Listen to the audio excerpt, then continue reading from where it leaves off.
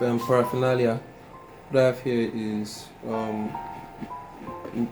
donut rolls. One is already spliced in half, and plantain and eggs. So I'm going to create 2 sandwiches. There's also some pepper here and some onions. Just left over from frying my eggs, and just to add some pizzazz to it. I'm going to layer the plantain.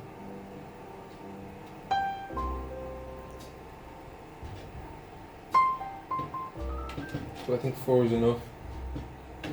Then I'm going to sprinkle it with pepper.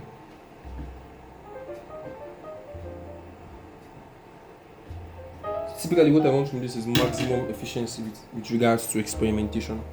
How many experiments have I tried? I need to know what works, what would be nice to taste.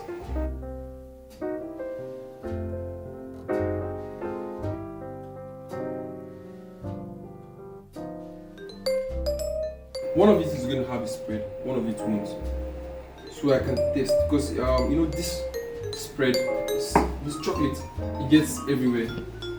Once you just touch it, once it touches your taste, it affects everything. So you want to use it carefully so it doesn't mess everything up.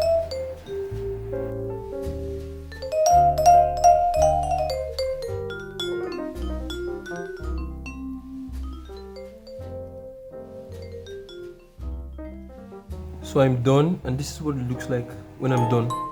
Both rows.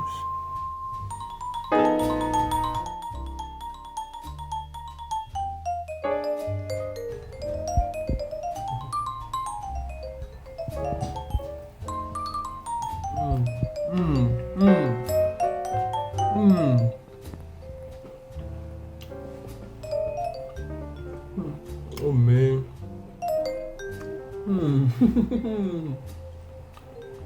Oh, pick that banana. What is? I bit into the one with chocolate without knowing, so I didn't know which one was chocolate or without.